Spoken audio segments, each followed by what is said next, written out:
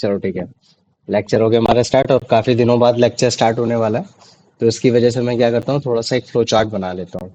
तो flow chart बना दूंगा कैसे कैसे चैप्टर हम लोग कंप्लीट कर रहे थे, तो हमारे लिए थोड़ा सा आसान हो जाएगा। चैप्टर तो नाम पहले जानो, चैप्टर का नाम है is matter around us pure, है ना।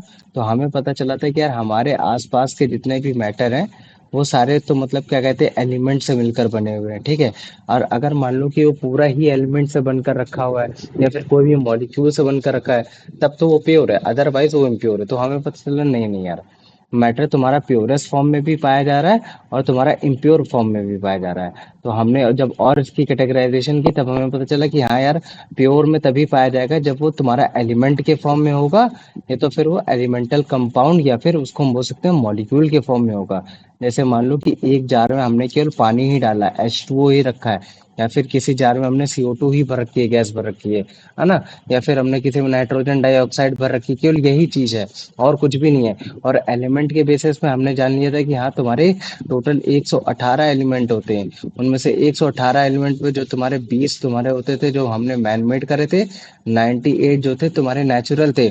और ये 98 के वो 118 के 118 एलिमेंट्स को हम लोग कैटेगराइज कर सकते थे किसके बेसिस पे, मेटल के बेसिस पे, नॉन मेटल के बेसिस पे, और हमारा मेटलॉइड के बेसिस पे। तो हमने ये चीज हमने जान ली थी कि ये हमारा जो तुम्हारा प्योर वाला सब्सटेंस है ये हमारा कंप्लीट हो गया था। फिर हमें पता चला था यार जो इम्प्योर सब्सटेंस होता है, इम्प्योर को हम लोग दूसरे फॉर्म से मिक्सचर भी बोलते हैं। क्या बोलते हैं? मिक्सचर भी बोलते हैं। तो इसका मतलब है कि कभी भी अगर कोई दो सब्सटेंस मिल रहा है तो मतलब वो इम्प्योर सब्सटेंस हो गया। तो जब हम लोग मिक्सचर पढ़ रहे थे तो मिक्सचर की हमने दो कैटेगराइजेशन पढ़ी थी। एक हमने देखा था कि यार वो तुम्हारा होमोजीनियस हो सकता है, या तो वो हो सकता है तुम्हारा हेट्रोजीनियस हो सकता है। तो हमने होमोजीनियस और हेट्रोजीनियस मिक्सचर के बारे में अच्छे से पढ़ा था। फिर होमोजीनियस मिक्सचर का हमने best of the best solution हमने एग्जाम्पल पढ़ा था। इसके साथ साथ हमने अलॉयज के बारे में भी पढ़ लिया था कि अलॉयज हो गए, सॉल्यूशन हो गए, ये सारे तुम्हारे होमोजेनियस मिक्सचर होते हैं। और हेट्रोजीनियस मिक्सचर वो सारे तुम्हारे मतलब क्या कहते हैं सॉल्यूशन हो गए, जो मतलब क्या कहते हैं जिनमें तुमने अदर अदर चीजें मिलाने लग दो। जैसे मैं बोल देता हूँ सैंड, और सैंड के साथ तुम मिला दो वाटर मिला दो, तो ये सारे तुम्हारे हेट्रोजीनियस मिक्सचर हो जाते थे। तो जब हम लोग मतलब क्या कहते हैं मिक्सचर के बारे में पढ़ रहे थे, तब हमें पता चला था कि यार जब भी हम दो कोई इमिसिबल लिक्विड्स है ना, टू इमिसिबल लिक्विड्स हो गया, मतलब जो एक दूसरे से नहीं मिलते, ठीक है। टू इमिसिबल लिक्विड्स हो गया, या फिर कोई दो भी सब्सटेंस जो आपस में एक दूसरे से मिलने की कोशिश कर रहा है, ठीक है, तो वो मिल जरूर जाएंगे। लेकिन जो भी उनके कॉन्स्टिट्यूएंट्स हैं, कॉन्स्टिट्यूएंट्स मतलब जो भी उनके कंपोनेंट है, वो अपनी प्रॉपर्टी को नहीं खोलेंगे। जैसे मान लो मैंने बोल दिया ए और बी मिलकर बनाते हैं ए बी। तो अगर जैसे मान लो कि मैं बोल देता हूँ कि ए की प्रॉपर्टी है कि पानी में डालने के बाद वो गायब हो जाता है, बी की प्रॉपर्टी है कि पानी के डालने के बाद वो बर्न हो जाता है। तो अगर मान लो कि वो मिक्सचर का फॉर्म ले रहा है, मतलब ए बी को मिलाने के बाद वो कुछ ए बी ऐसे मिल रहा है, और वो ऐसा मिल रहा है मतलब कि मिक्सचर बन पा रहा है। तो मिक्सचर जब बनेगा, तो अगर मान लो कि इसमें मैं पानी डालूंगा तो एक घुल जाएगा एक जल जाएगा। इसका मतलब है कि ए वाले पर्टिकुलर चीज ने अपनी प्रॉपर्टी को नहीं खोया, बी वाले ने अपनी प्रॉपर्टी को नहीं खोया। यही तुमने मिक्सचर में पढ़ा था ना। ये मिक्सचर बेसिकली क्या होता है कि जो उसमें ओवरऑल जो तुम्हारा कंपोनेंट बनता है, उसके कॉन्स्टिट्यूएंट्स की प्रॉपर्टी कभी भी खोती नहीं है। ये याद है कि नहीं याद है, मुझे बताओ से। हाँ भैया। याद है ना। और इसी चीज से हमने रिलेटेड एक एग्जांपल भी पढ़ दिया था। हमने पढ़ा था तुम्हारा सल्फाइड का पढ़ा था, सल्फाइड सल्फ मतलब सल्फाइड पाउडर के साथ, और किसका पढ़ा था हमने, एक आयरन, है ना। ये तुम्हारे आयरन फिलिंग्स और तुम्हारा सल्फाइड वाला तुम्हारा ये एग्जांपल पढ़ दिया था। फिर उसके बाद फिर हमने क्या कहते हैं बड़े अच्छे से फिर हमने कंपाउंड के बारे में जाना था। क्या तुम्हारा मतलब क्या कहते हैं कंपाउंड क्या होता है ना। जिसमें फिर हमने कंपाउंड के बारे में जाना था। यार कंपाउंड जो होते हैं ये भी तुम्हारे दो एलिमेंट से मिलकर बने होते हैं। कोई भी दो चीज होगी, चाहे वो ए हो चाहे जैसे मान लो बी हो, तो जब ये तुम्हारे आपस में आके मिलेंगे, मिक्स होंगे, तो वो कुछ अपनी इस हिसाब से मिक्स होंगे कि वो केमिकली बाउंड हो जाएंगे। क्या हो जाएंगे तुम्हारे, वो केमिकली बाउंड हो जाएंगे। और केमिकली बाउंड होने की वजह से जो भी लास्ट में जो फॉर्मेशन बनेगी, जैसे मान लो कि यहाँ ए बी फॉर्मेशन बन रही है, तो इसकी जो प्रॉपर्टी होगी वो उसके कॉन्स्टिट्यूएंट प्रॉपर्टी से एकदम डिफरेंट होगी। मतलब ए बी में अगर जैसे मान लो कि ए में अगर जैसे मान लो पानी डालने पे आग जलती थी, तो अगर हम ए बी में डालने में पानी डालने में आग जलाएंगे, हम ये सोचेंगे कि यार इसमें ए तो मिला है, ए तो पानी में जल जाना चाहिए, तो लेकिन नहीं जलेगा। तो हमें क्या पता चला था कि यार कंपाउंड तो हमारे एक से ज्यादा एलिमेंट से मिलकर बना होता है, लेकिन उसकी प्रॉपर्टी खासकर ये होती है कि वो केमिकली बाउंड हो जाता है, और केमिकली बाउंड होने की वजह से जो उसके कॉन्स्टिट्यूएंट्स की जो प्रॉपर्टी होती है, वो प्रॉपर्टी उसके मेन मतलब क्या कहते हैं कंपाउंड में शो नहीं होती है। मुझे बताओ ये चीज समझ में आ गई कि नहीं आ गई? हाँ भैया। आ गई ना? तो अभी देखो जो हमने मतलब क्या कहते हैं जो ये यहाँ तक तो हमने पढ़ लिया था। अभी हम क्या करेंगे, एक एक्सपेरिमेंट कर लेंगे। तो जब हम एक्सपेरिमेंट कर लेंगे ना, तो हमको ऑटोमेटिक चीजें समझ में आ जाएंगी कि यार मैं हम मिक्सचर और तुम्हारा मतलब कंपाउंड के बीच में हम कैसे तुम्हारा मतलब डिफरेंशिएशन मतलब समझाने की कोशिश कर रहे थे। लेकिन उस दिन क्लास में हम लोगों ने ऑलरेडी समझ थोड़ा बहुत अच्छे से समझ लिया था, तो हमें उतनी ज्यादा दिक्कत होगी नहीं। जैसे मानो कि मैं समझाता हूँ कि हमने लिया था आयरन, लिया था क्या, लिया था आयरन लिया था, और आयरन के साथ साथ साथ हमने सल्फर लिया था। अच्छा मुझे बताओ, जब आयरन और सल्फर को मैं मिक्स कर दे रहा हूँ, मतलब मिक्सचर बना दे रहा हूँ उसका, मिक्स कर दे रहा हूँ, और जब मैं मान लो कि अगर मैं मैग्नेट लेकर आऊंगा, तो मुझे बताओ क्या इसमें आयरन चपक जाएंगे कि नहीं चपक जाएंगे, बताओ मुझे। हाँ भैया। चिपक जाएंगे, वेरी गुड।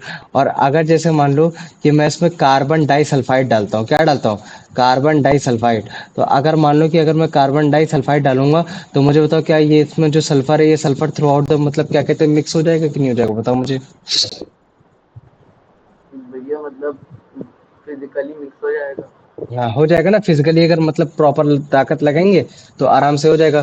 तो इस मेरे समझाने का मतलब क्या है? मेरा समझाने का मतलब ये है कि अगर जैसे मान लो कि तुमने आयरन और सल्फर को बिना किसी फिजिकल पावर के अगर तुमने मिक्स किया है, तो उसका जो भी कॉन्स्टिट्यूएंट बनेगा, जो भी मतलब उसका पावर बनेगी, तुम अगर उसमें उसको तुम चेक करोगे तो वो कॉन्स्टिट्यूएंट की पावर को डराइव कर रहा होगा।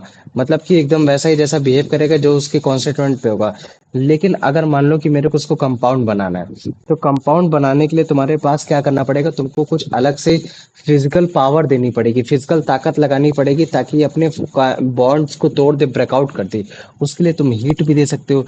अब जैसे मान लो कि अगर तुम लोग आयरन और तुम सल्फर पाउडर को हीट कर दो, तो अगर तुम मान लो कि अगर तुम इसको हीट कर दोगे ना, तो जो तुम्हारा कंपाउंड बनेगा, वो तुम्हारा आयरन सल्फाइड का मिक्सचर नहीं बनेगा, वो तुम्हारा बनेगा आयरन सल्फाइड का एक कंपाउंड। क्या बनेगा?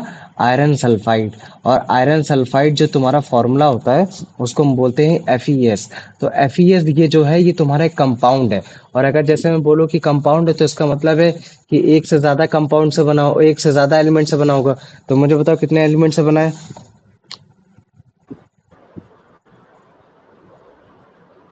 हाँ भैया। मैं बोल रहा हूँ कि आयरन सल्फाइड एक कंपाउंड है, जो कि आयरन और सल्फाइड को गर्म करने से बना है। तो मैं बोल रहा हूँ कि अगर आयरन सल्फाइड एक कंपाउंड है, तो ऑब्वियस सी बात है कि एक से ज्यादा एलिमेंट से मिलकर बना होगा। तो मुझे बताओ आयरन सल्फाइड कितने एलिमेंट से बना है यहाँ? भैया तीन। तीन? तीन या दो। मुझे तीन बताओ कहाँ है। प्रोमिता तुम बताओ मुझे तीन कहाँ नजर आ रहे तुम्हें? भैया सल्फर को सल्फाइड भी बोल सकते हैं।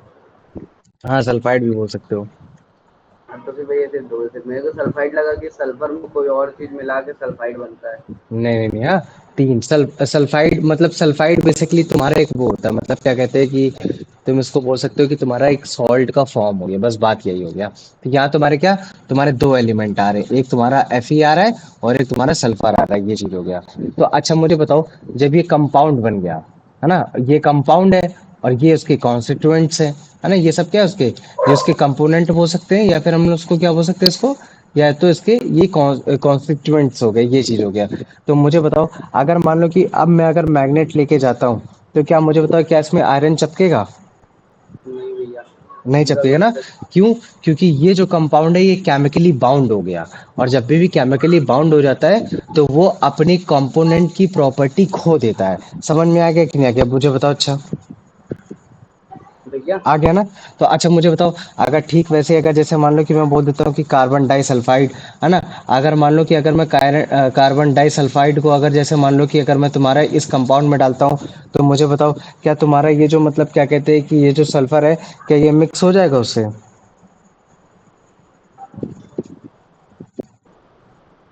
बताओ मुझे।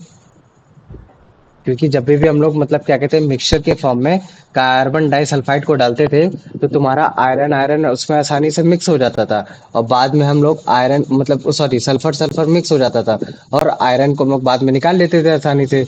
लेकिन जब मान लो कि अगर मैंने उसको आयरन और सल्फर को गर्म कर दिया, उसको कंपाउंड बना दिया, आयरन सल्फाइड बना दिया, तो वो अपने कंपोनेंट की प्रॉपर्टी खो दिया। तो मुझे बताओ अगर तब मैं अगर आयरन कार्बन डाइसल्फाइड को डालूंगा तब क्या उसमें सल्फर मिक्स हो जाएगा, सल्फर गायब हो जाएगा उसमें? बताओ मुझे। हेलो, और भी तो लोग हैं क्लास में, जवाब दो अभिषेक।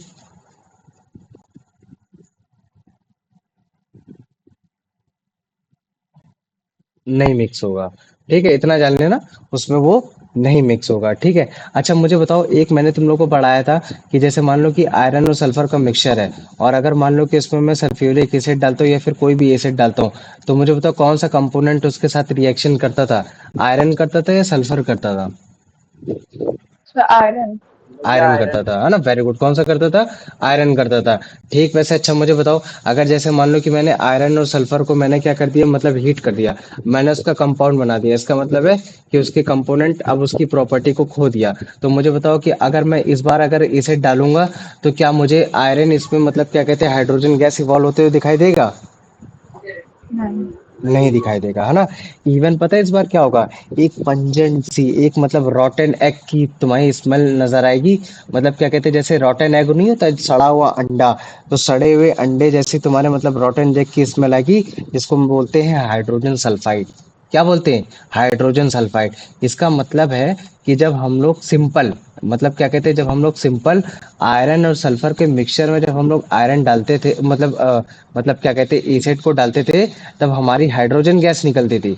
लेकिन जब हम लोग क्या कहते हैं उसी आयरन और सल्फर को हीट कर देते, उसका कंपाउंड बना देते, और कंपाउंड बनाने के बाद अगर एसिड डालते, तो फिर उसके बाद जो गैस निकलती थी वो तुम्हारी हाइड्रोजन ना निकल करके हाइड्रोजन सल्फाइड निकलती थी, जिसकी रॉटन एग जैसी स्मेल आती थी, है ना? तो तुम देख रहे हो कैसे उसमें पहले वाले केस में तुम्हारी हाइड्रोजन गैस निकल रही है, इस वाले केस में तुम्हारी हाइड्रोजन सल्फाइड गैस निकल रही है। तो हमें क्या पता चल रहा है कि यार जो तुम्हारा जो बेसिकली कंपाउंड होता है, कंपाउंड के कंपोनेंट्स जो होते हैं वो अपनी प्रॉपर्टी को खो देते हैं कंपाउंड में। क्यों? क्योंकि वो केमिकली बाउंड हो जाते हैं।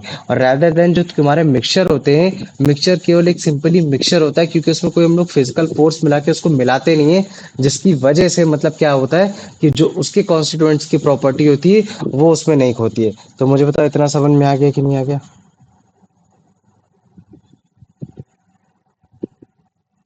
हाँ बताओ भैया। मुझे इतना आ गया कि नहीं आ गया? हाँ। आगे। आ गया ना?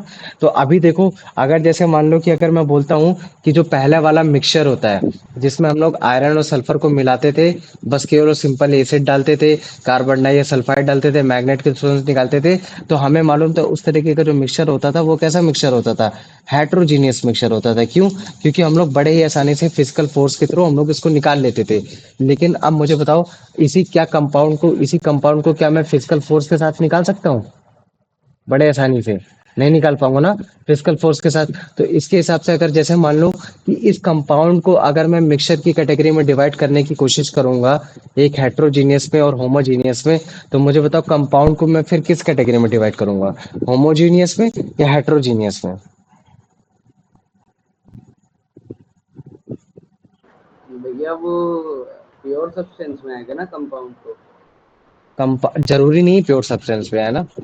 अगर जैसे मान लो कि तुम्हारा ये आयरन सल्फाइड है, अगर किसी कंटेनर में केवल iron sulphide iron sulphide iron sulphide ही भरा पड़ा है, तो वो तो तुम्हारा प्योर सब्सटेंस हो गया। लेकिन अगर जैसे मान लो कि उसके साथ हम NaCl भी मिला दे रहे हैं, तब तो वो इम्प्योर सब्सटेंस हो गया ना। ये चीज है। तो कंपाउंड तुम्हारा प्योर तब होगा जब केवल वही एक सिंगल वही चीज पाया जा रहा है ना? ये वो चीज है। और अगर कंपाउंड वो नहीं पाया जा रहा है, अलग अलग कंपाउंड पाए जा रहे हैं, तो वो तुम्हारा इम्प्योर हो गया। वो तो तुम्हारे मतलब क्या कहते हैं स्ट्रक्चर पर डिपेंड करता है, या फिर मान लो कि वो तुम्हारे पर्टिकुलर चीजों पर डिपेंड करता है कि वो चीज है क्या चीज। ठीक है, ये चीज समझ जाओ। प्योर इम्प्योर छोड़ो, मैं बस ये पूछ रहा हूँ कि जैसे मान लो कि जो तुम्हारा कंपाउंड है ना, वो कंपाउंड तुम्हारा मतलब होमोजीनियस मिक्सचर होता है या हेट्रोजीनियस मिक्सचर होता है, मुझे बस ये बताओ। भैया होमोजीनियस। होमोजीनियस मिक्सचर होता है ना? होमोजीनियस। होमोजीनियस मिक्सचर मतलब क्या होता है कि एक ऐसा मिक्सचर जो कंप्लीटली मिक्स्ड हो जाता है, जिसको आप आसानी से अलग कर नहीं सकते हो, है ना, कि आप बड़े आसानी से उसको अपने अलग कर दिए, बस केवल एक फिजिकल फोर्स लगाया और अपना आसानी से कर दिए। अगर यही चीज करना होता तो हम लोग कार्बन डाइसल्फाइड डालते, इसमें सल्फर घुल जाता, आयरन को हम लोग फिल्ट्रेट करके निकाल लेते, लेकिन यहाँ तो नहीं कर पा रहे। इसका मतलब है कि यार ये जो तुम्हारा आयरन सल्फाइड कंपाउंड बना है, ये एक तरीके का होमोजीनियस मिक्सचर बना है। समझ में आ गया कि नहीं आ गया, मुझे इतना बताओ। हाँ भैया। आ गया ना। तो देखो ये था तुम्हारा मतलब क्या कहते हैं, ये एक डिफरेंस था। ठीक है। अभी अगर जैसे मैं बात करता हूँ ना, ये एक था तुम्हारा डिफरेंस। तो आओ एक काम करता हूँ, मैं एक बार मतलब लिख देता हूँ, एक तरफ लिख देता हूँ मिक्सचर लिख देता हूँ, एक तरफ लिख देता हूँ मैं कंपाउंड। और फिर उसके बाद मतलब क्या करते हैं, एक एक का कैटेगराइजेशन मैं पूछ बस केवल बोलूंगा, हेडिंग बोलूंगा, तुम लोग ऑटोमेटिक बताते चले जाओगे। अच्छा मुझे बताओ, मिक्सचर को क्या हम लोग सेपरेट कर सकते हैं कि नहीं कर सकते, उसके कॉन्स्टिट्यूएंट्स बताओ, हाँ या ना। हाँ भैया। कर सकते हैं हाँ। ना। तो इसका मतलब है कि इसको हम लोग सेपरेबल, इसको क्या बोल सकते हैं, इसको कि सेपरेबल है, हम इसको बड़े आसानी से सेपरेट कर सकते हैं। और सेपरेबल करने के लिए बहुत सारे तरीके, हम लोग फिल्ट्रेशन प्रोसेस का इस्तेमाल कर सकते हैं, डिस्टिलेशन का कर सकते हैं, बहुत सारे। जब हम लोग सेपरेशन के बारे में पढ़ाई करेंगे ना, तब हम उसके बारे में और चीज़ें बताएंगे। तुम्हारा डिस्टिलेशन हो गया, इवापोरेशन हो गया, सप्लीमेशन हो गया, सॉल्वेंट हो गया, मैग्नेट हो गया, ये सारी चीज़ हो गई। लेकिन अगर ठीक वैसे अगर मैं जैसे तुमसे कंपाउंड में पूछूं, मुझे बताओ, क्या कंपाउंड को हम लोग सेपरेट कर सकते हैं हाँ भैया, by chemical process. By chemical process? लेकिन मैं बाय फिजिकल प्रोसेस की अगर मैं बात कर रहा हूँ, तो अभी केवल फिजिकल प्रोसेस की बात हो रही है। तो फिर भैया नहीं। नहीं कर। नहीं कर सकते ना। तो in physical process we are not able to separate the compound. तो हम यहाँ क्या लिखेंगे, नॉट सेपरेबल। ठीक है। अभी यहाँ तुम्हारी केवल देखो, सुनो मेरी बात सुनो, तुम्हारा क्लास 9 जो होता है वो फिजिकल प्रोसेस पे डिपेंड होता है। किस पे डिपेंड होता है, फिजिकल प्रोसेस पे। क्लास 10th में तुम लोग आओगे तब तुम्हारा केमिकल प्रोसेस पे कंपाउंड को अलग करने की बातें की जाएंगी। अभी जितना भी तुम्हारा कंटेंट है क्लास 9 के हिसाब से, वो सारा तुम्हारा फिजिकल प्रोसेस पे बेस्ड हो रखा है।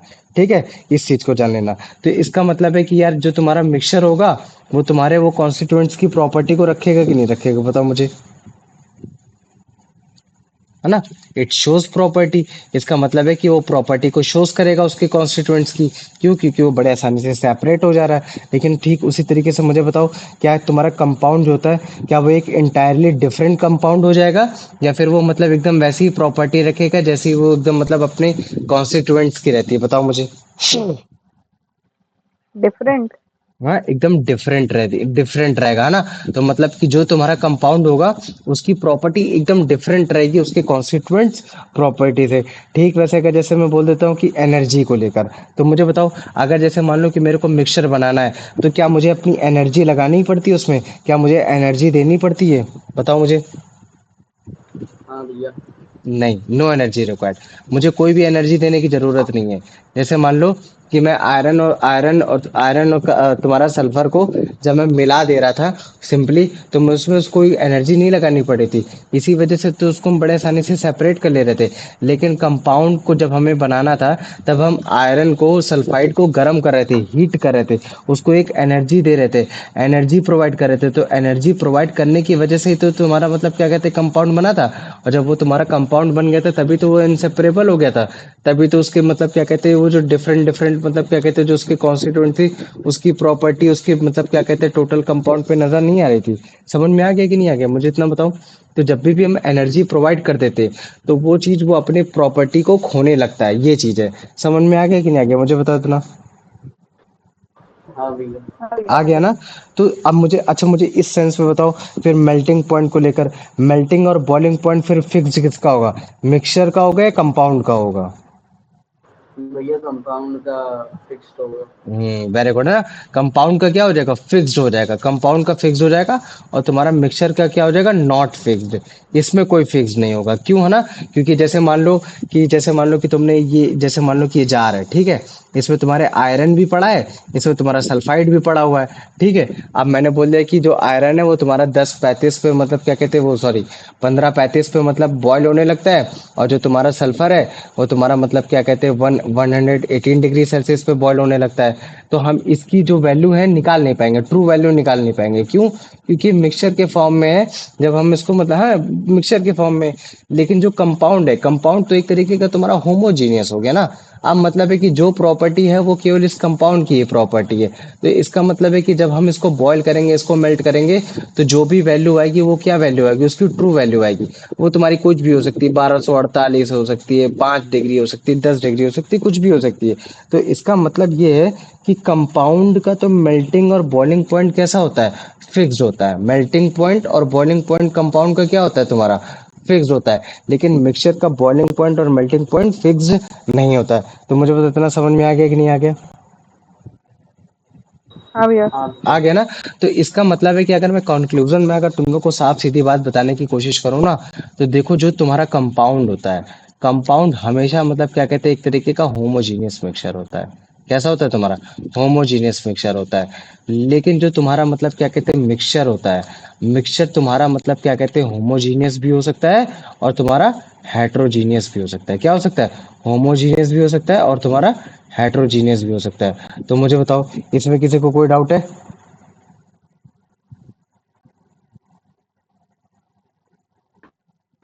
नहीं भैया।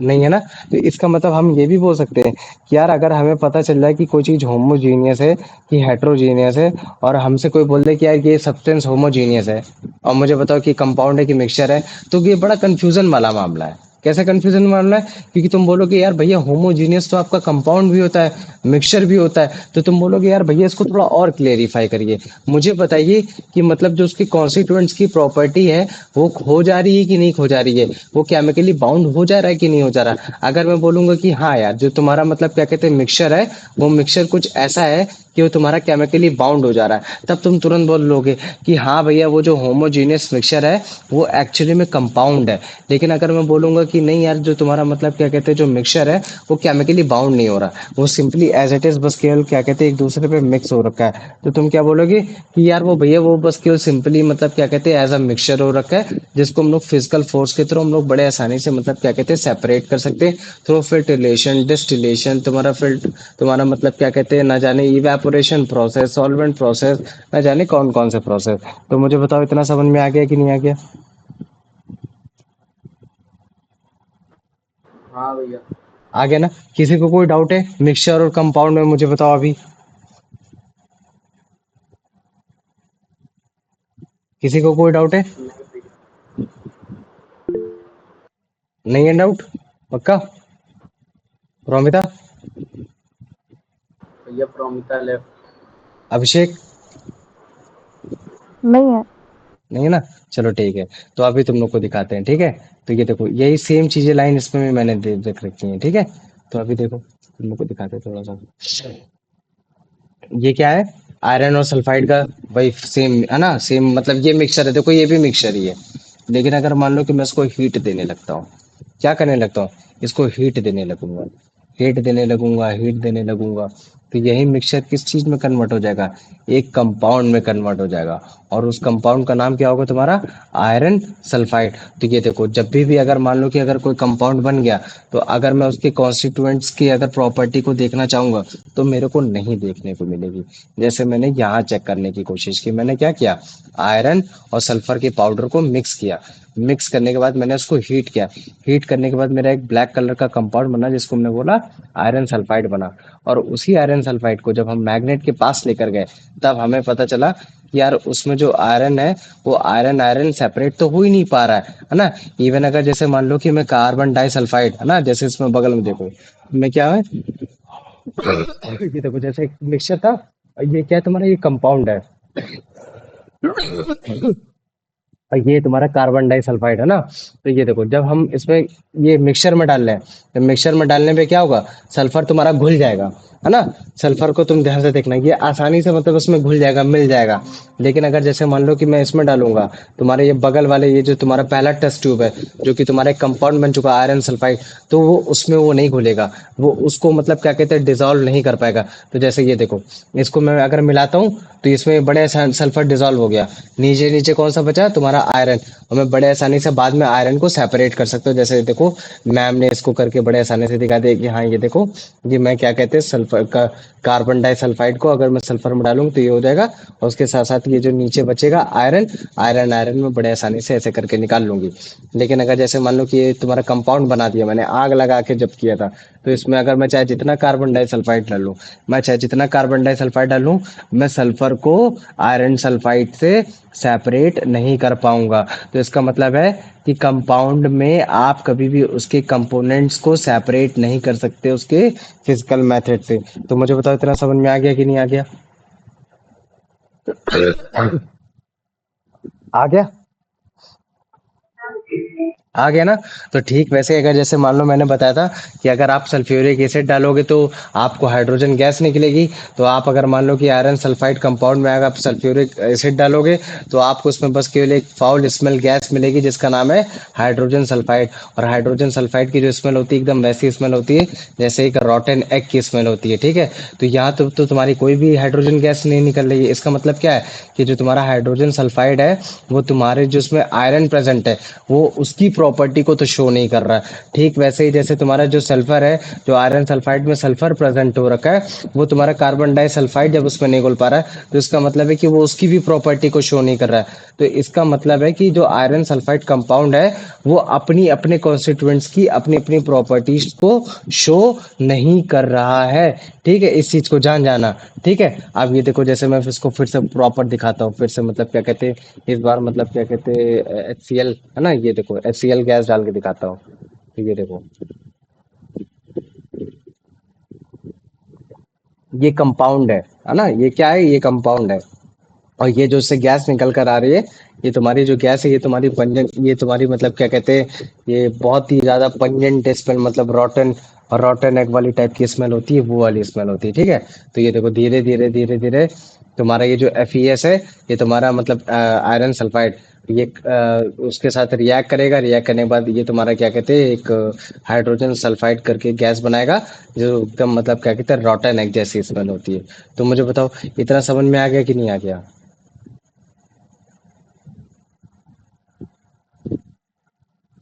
कुल मिला के बस इतना जानना है हाँ कि भैया। कंपाउंड में उसके कॉन्स्टिट्यूएंट से जिसका बना होता है उसकी वो प्रॉपर्टी शो नहीं कर देता है, ये चीज है ना। तो अभी अगर देखो जैसे मान लो कि तुमको आयरन सल्फाइड बनाना है ना, आयरन सल्फाइड कंपाउंड बनाना है, तो आपको क्या करना पड़ेगा, 7 पार्ट आपको मतलब आयरन का और 4 पार्ट आपको सल्फर का, है ना, ये आपको हीट करना पड़ेगा एक साथ। मतलब कि अगर जैसे मैं बोल देता हूँ आयरन, तो आयरन का जो एटॉमिक मास होता है वो 56 यू होता है। कितना होता है? 56 होता है। और जो आपका सल्फर का होता है वो कितना होता है? 32 यू होता है ना। तो इसका मतलब है कि अगर मान लो कि मैं इसका रेशियो निकालता हूँ तो क्या रेशियो हो जाएगा? 56 डिवाइडेड बाय 32। तो अगर मैं इसको डिवाइड करूंगा तो 7:4। तो इसका मतलब है कि मेरे पास 7 पार्ट मिनिमम, सबसे मिनिमम है। अब इसमें तो चाहे मैक्सिमम चाहे जितना मल्टीप्लाई कराते रहो, है ना, ये चीज है। तो मतलब 7 पार्ट होना चाहिए आयरन का और 4 पार्ट होना चाहिए तुम्हारा सल्फर का। और जब तुम उसको मतलब क्या कहते हैं हीट कराओगे तब जाके तुम्हारा आयरन सल्फाइड कंपाउंड मिलेगा। और अगर मान लो कि अगर कोई भी एक सब्सिस्टेंस आगे बढ़ गया, जैसे मान लो कि मैंने बोल दिया कि 7:5 हो गया, तो इसका मतलब है कि 5 इसमें क्या बढ़ गया, तुम्हारा तुम्हारा तुम्हारा सल्फर बढ़ गया। तो इसका मतलब है कि जब तुम इसको हीट करोगे तो हीट करने के बाद एक मतलब 0.1 का रेशियो बढ़ जाएगा, तो उसमें क्या हो जाएगा, तुम्हारा सल्फर जो है सल्फर बच जाएगा। तो उस केस में अगर तुम लोग कार्बन डाइसल्फाइड को डालोगे तो उसका जो 1% का जो सल्फर है उसमें वो मिक्स हो जाएगा, बाकी सल्फर मिक्स नहीं होगा, है ना। तो इस चीज को याद रखना, इक्वल प्रोपोर्शन हमारी केमिस्ट्री में इंपॉर्टेंट होता है। इक्वल प्रोपोर्शन क्या होता है हमारी केमिस्ट्री में इंपॉर्टेंट होता है। तो अगर आपको प्रॉपरली आयरन सल्फाइड कंपाउंड बनाना है तो आपका 7 पार्ट होना चाहिए, आपका मतलब क्या कहते हैं आयरन का, और तुम्हारा 4 पार्ट होना चाहिए तुम्हारा बेसिकली सल्फर का। तो ये हवा से नहीं आ गया है, ये बेसिकली आपके एटॉमिक मास से आया है, कुछ नहीं किया है। कि ये जो FeS है, FeS का एटॉमिक मास को बस आपस में डिवाइड कर दिया गया और कुछ भी नहीं है। ठीक है, तो इसमें देखो यही बताया गया है कि अगर आप इससे ज्यादा किसी भी एक चीज का रेशियो आप अगर ज्यादा लोगे तो वो जो एक्सेस पार्ट रहेगा वो आपका एक तरीके से अनरिएक्टेड रहेगा, है ना। जैसे मान लो कि जैसे मैं बोल देता हूँ कि आयरन सल्फाइड कंपाउंड, है ना, ये किस चीज से बन रखा है, वो सेम एलिमेंट से बनेगा, मतलब आयरन से बनेगा, सल्फर से बनेगा, है ना। तो आप अगर इन दोनों को कंबाइन कराना है तो इनको फिक्स प्रोपोर्शन में कंबाइन कराना पड़ेगा, मतलब फिक्स प्रोपोर्शन ऑफ व्हाट, दियर मास, उनके मास के फिक्स प्रोपोर्शन में कंबाइन कराइए और फिर आप हीट कराइए, तब जाके आपका बड़ा आसानी से आपका मतलब क्या कहते हैं कंपाउंड बन जाएगा। तो तो बताओ मुझे, इतना समझ में आ गया कि नहीं आ गया, बताओ मुझे। आ गया ना? ठीक है। तो ये देखो, अगर हाँ मान लो भैया। कि तुमने आयरन सल्फाइड कंपाउंड को, ठीक है, आप क्या बोला, if the iron sulphide compound is whipped through the magnifying glass, अगर आप उसको मैग्नीफाइंग ग्लास से देखोगे तो आप क्या कहते हैं, उसके जो आयरन के जो पार्टिकल्स है, सल्फर के जो पार्टिकल्स है, आप उसको सेपरेट नहीं कर सकते। क्या नहीं कर सकते? सेपरेट नहीं कर सकते। वो थ्रू आउट द मास कैसे हो रखे होते हैं?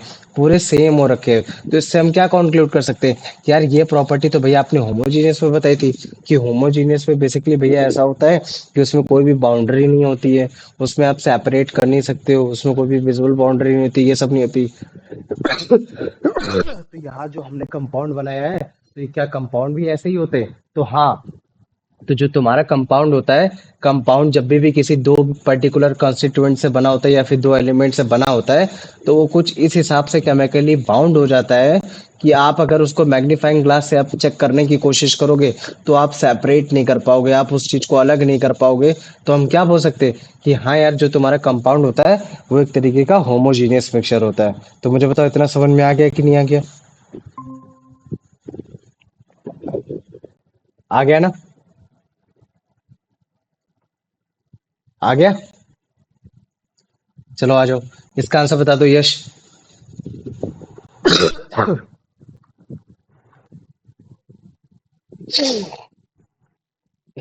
यश, इसका आंसर बताओ। प्रोमिता, आप बताओ बेटा। What is found when a mixture of iron fillings and sulfur powder is heated?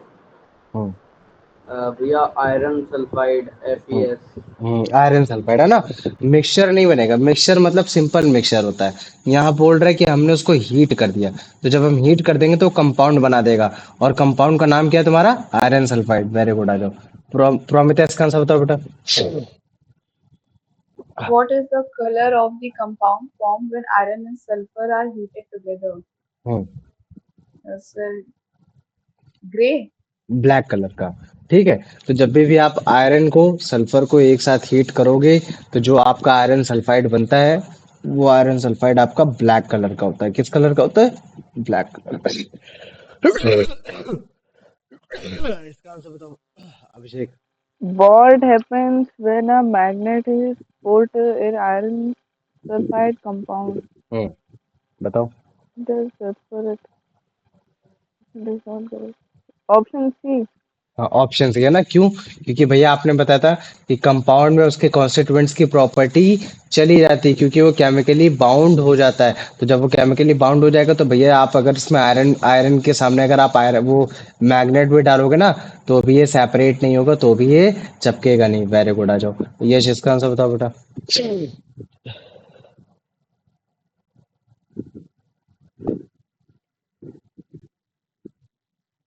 Prompt आप बताओ बेटा। Which solvent, according to the text, cannot separate sulfur from iron sulfide? Hmm Water, alcohol, carbon disulfide, benzene. चलिए benzene क्या है? Benzene बेटा C6 होता है। ये बाद में बताएंगे। ठीक है, जब तुम लोग क्लास 11th में आओगे तब तुम लोग को बेंजीन के बारे में पता चलेगा, या फिर जब तुम लोग क्लास 10th में आओगे तब तुम्हें बेंजीन के बारे में पता चलेगा। ठीक है, बेंजीन क्या होता है। ठीक है।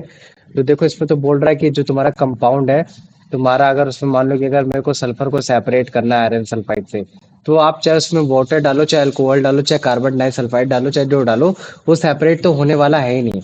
लेकिन जो उसका सबसे नियरेस्ट आंसर है वो क्या है तुम्हारा? Carbon disulphide. देखो, यहाँ ऐसा बोल नहीं रहा है, एक्सप्रेसली शो नहीं कर रहा है कि हाँ तुम्हारा मतलब बताओ कि अगर मान लो कि अगर मुझे आयरन सल्फाइड कंपाउंड में से सल्फर निकालना है तो मैं कैसे सेपरेट करूंगा? तो हमें तो मालूम ही है कि अगर कंपाउंड होता है तो कंपाउंड में तो आप कभी भी उसके कॉन्स्टिट्यूएंट्स को सेपरेट कर नहीं पाओगे बिना फिजिकल फोर्स के, है ना? तो ये क्वेश्चन में यही बोल रहा है। तो अगर किसी को इतनी नॉलेज हो जाएगी कि हाँ यार, आयरन सल्फाइड एक तरीके का कंपाउंड होता है, और अगर आप उस पर कोई भी सॉल्वेंट डालोगे तो आप उसके सल्फर को आप मतलब क्या कहते हैं, सेपरेट नहीं कर पाओगे, तो इसका कोई भी आंसर हो सकता था। लेकिन इस पे जो सबसे नियरेस्ट आंसर होगा वो कौन सा होगा? कार्बन डाइसल्फाइड होगा। समझ में आ गया? हाँ सर। आ गया। चलो ठीक है, यश, अब इसका आंसर बताओ बेटा। What is the key property of a compound mentioned in the text regarding separation? It can be separated into its component by physical method. It can be separated into components by physical chemical method only. Option B. Option B. अब मुझे बताओ, इसमें separation के sense में compound की क्या property होती है? क्या कंपाउंड के कॉन्स्टिट्यूएंट्स को सेपरेट किया जा सकता है? नहीं। नहीं किया जा सकता है ना? Option C. है ना, ऑप्शन सी ये चीज है। चलो आप इसका आंसर बता दो।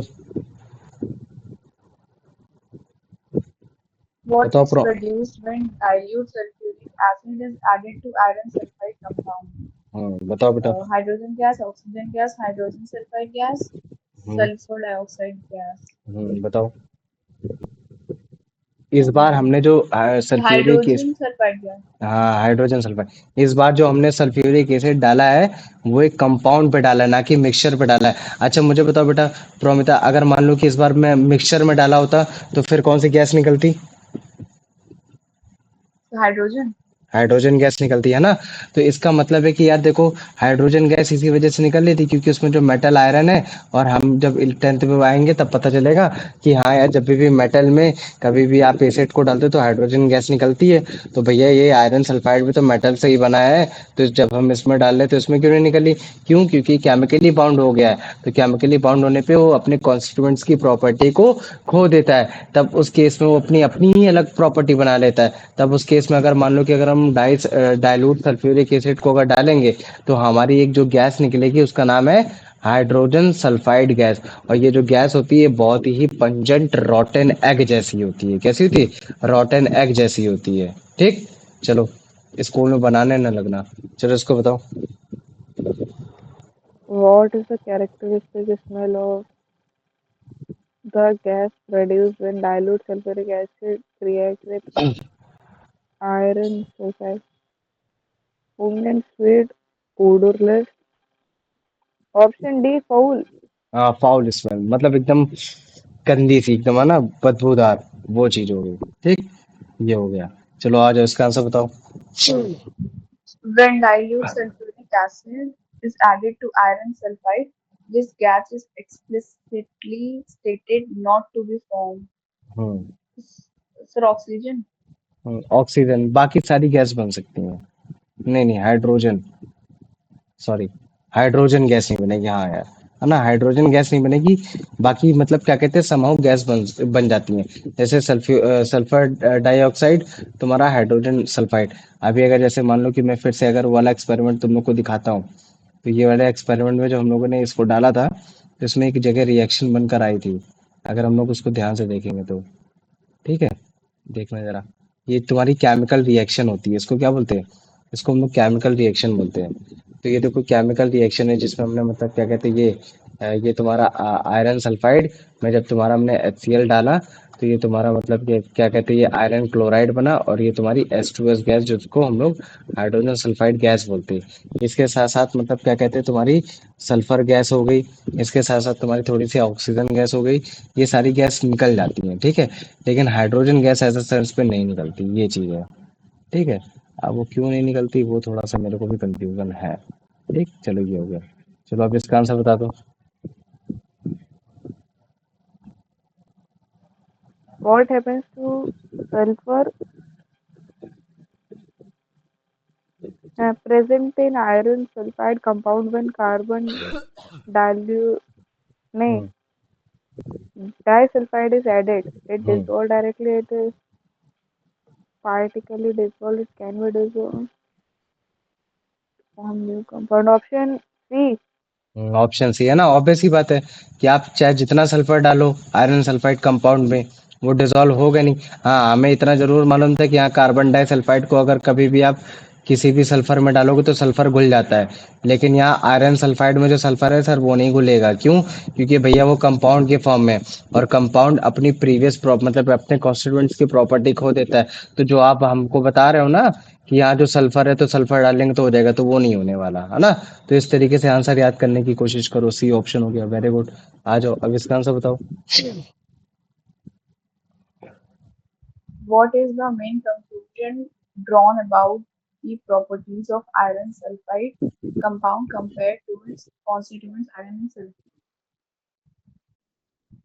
Iron sulfide shows all the properties of iron and sulfur. Iron sulfide shows only the properties of iron.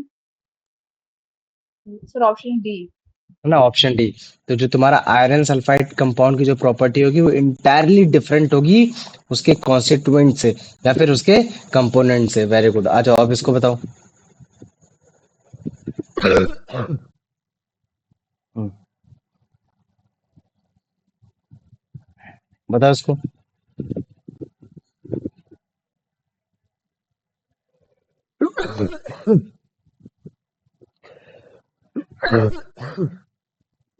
बताओ।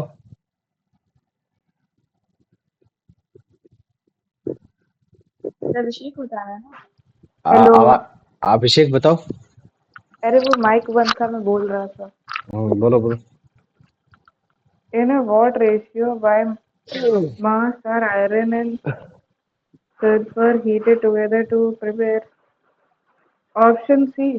ऑप्शन बी होना नहीं, चाहिए। Option B. Option B. देखो मेरी बात सुनो, इसमें ऑप्शन ए भी हो सकता है। एक्चुअली में अगर मैं बोलता हूँ कि आयरन का तुम्हारा मास कितना होता है तो आयरन का मास 56 होता है, और मैं अगर बोलूँ कि सल्फर का मास कितना होता है तो सल्फर का मास 32 होता है। तो अगर मैं देखूं तो 56 part of iron 32 part of sulphur, ये भी सही हो सकता है। लेकिन यहाँ रेशियो के फॉर्म में आंसर होगा पक्का, तो उसका बी आंसर होगा 7 part of iron and 4 part of sulphur. ये हम इसको मल्टीप्लाई करा दे, अब हम चाहे जितने से करा दे, लेकिन ये 56 पार्ट ऑफ मतलब अलग हो जाता है। मतलब कि आप किसी को 56 से मल्टीप्लाई करोगे और सल्फर को आप किसी 32 से मल्टीप्लाई करोगे, ऐसा नहीं है। आप मतलब क्या कहते हैं, अगर आप आयरन को 7 से मल्टीप्लाई करा रहे हो, किसी भी आयरन के कंपाउंड को 7 से मल्टीप्लाई करा रहे हो, तो आपको सल्फर से 4 से मल्टीप्लाई कराना और फिर आप उसका कंपाउंड बनाना, आपका मतलब क्या कहते हैं कंपाउंड बनकर आ जाएगा आयरन सल्फाइड। ये चीज है, ठीक है। चलो अब इसका आंसर बता दो बेटा। If more iron or sulfur than the specified proportion is used to prepare iron sulfide, what happens to the excess part? It reacts to form a different compound. It remains unreacted. It increases the yield of iron sulfide. It dissolves in the iron sulfide. The option C. Option The option B. सोचो। So C. Option C, है ना। इसमें basically क्या होता है, नहीं नहीं sorry, option B, it remain unreacted, है ना। ऑब्वियस ही बात है कि अगर जैसे मान लो कि मैं स्पेसिफाइड प्रोपोर्शन से अगर ज्यादा प्रोपोर्शन का डाल देता हूँ और फिर अगर रिएक्ट कराने की कोशिश करूंगा तो उसमें जो लेफ्ट पार्ट होगा वो अनरिएक्टेड रह जाएगा। क्या रह जाएगा? अनरिएक्टेड रह जाएगा, वो बेफालतू का रह जाएगा। तभी तुमने देखा होगा काफी बार हम लोग रिएक्शन करते हैं, कुछ पार्ट ऑफ रिएक्शन होती है, कुछ पार्ट ऑफ रिएक्शन नहीं होती है। तो जो पार्ट ऑफ रिएक्शन नहीं होती वो बेसिकली एक वो एक्सेसिव पार्ट होता है उस चीज का। समझ में आ गया कि नहीं आ गया बताओ मुझे। आ गया ना? हाँ. आ गया ना? चलो ठीक है, अब इसका आंसर बताओ। What is the fixed proportion by mass of iron to sulfur in iron sulfide given their atomic mass? ये क्वेश्चन समझ नहीं आया। अरे को बोल रहा है कि प्रोपोर्शन बताओ, अगर मेरे को आयरन सल्फाइड बनाना है तो आयरन का कितना पार्ट होना चाहिए और सल्फर का कितना पार्ट पार्ट होना चाहिए। Option C. ऑप्शन सी 7:4 हो गया। वेरी गुड, आ जाओ आप इसका आंसर बताओ। What conclusion can be drawn about a compound like iron sulfide when viewed through a magnifying glass, showing no separate particles of its constituent? So it is heterogeneous mixture. It is a solution. It is a homogeneous substance. So option A. नहीं option C. Option C है ना। तो अगर आप किसी भी चीज को सेपरेट नहीं कर पा रहे हो, एक विजुअल बाउंड्री नहीं दिख रही है उसमें, है ना, थ्रू आउट द कंपोजिशन उसका जो मास है वो एकदम इक्विवेलेंट हो रखा है, इक्विलिब्रियम हो रखा है, तो वो जो मतलब क्या कहते हैं जो सब्सटेंस होता है वो उसको होमोजीनियस बोलते हैं, जो कि एक तरीके से कंपाउंड में हमको देखने को मिल रहा है। चलो ये इसका आंसर बताओ। Which statement accurately describe how iron and sulfur combine to form iron sulfide? They are physically mixed. They are combined. Option A. सोचो, फिजिकली मिक्स कर पाओगे उसे? फिजिकली मिक्स कर रहे थे तो कहाँ मिक्स हो पा रहा था? हम लोग पहले एक्सपेरिमेंट में मिक्सचर के फॉर्म में यही तो पढ़ रहे थे। अगर आप फिजिकली मिक्स D. करने की हाँ, केमिकली मिक्स करना D. पड़ता है। देखो कोई भी हाँ बी, ठीक है, याद रख लेना।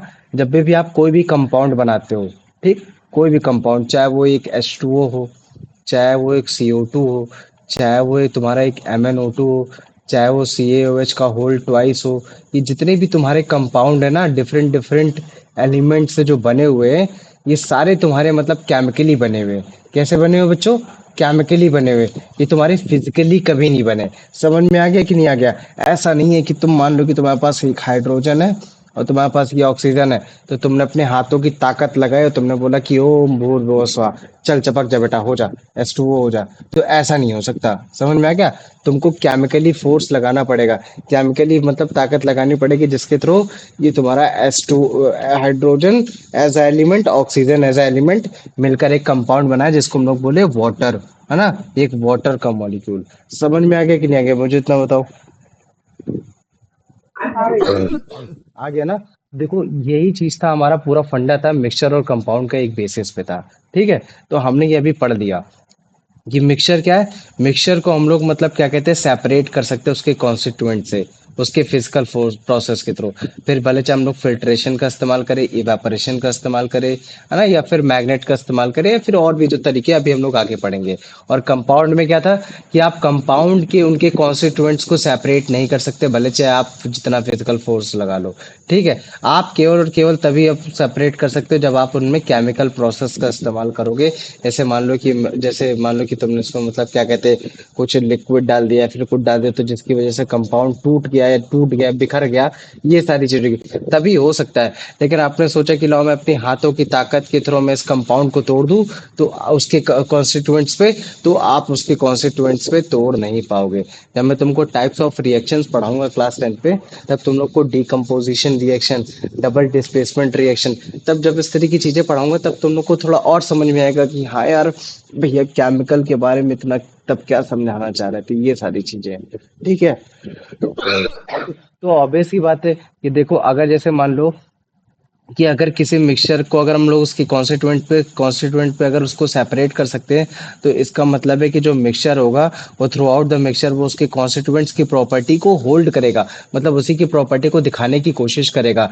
लेकिन जो कंपाउंड है जिसके हम लोग कॉन्स्टिट्यूएंट्स को सेपरेट कर नहीं पा रहे फिजिकल प्रोसेस के थ्रू, इसका मतलब है कि जो कंपाउंड बनकर आ रहा है वो अपने कॉन्स्टिट्यूएंट से वो एक तरीके का इंटायरली डिफरेंट है, वो एकदम डिफरेंट फॉर्म का हो रखा है। और जो मिक्सचर होता है, मिक्सचर में जब कभी भी बनाते हैं, जब भी हम लोग मिक्सचर बनाते हैं, तो मिक्सचर बनाते वक्त हम कभी भी कोई भी हीट, लाइट या किसी भी प्रकार की एनर्जी ना तो देते हैं ना तो एब्जॉर्ब कराते हैं, ताकि मिक्सचर बड़े आसानी से बन जाए। लेकिन जब भी हम लोग कंपाउंड बनाते हैं तब उसमें हम एनर्जी देते हैं in form of heat, light, ताकि मतलब वो क्या हो कि वो हीट उस पर एब्जॉर्ब हो जाए और एब्जॉर्ब होने पे बाद एक पर्टिकुलर एक कंपाउंड बनकर तैयार हो जाए।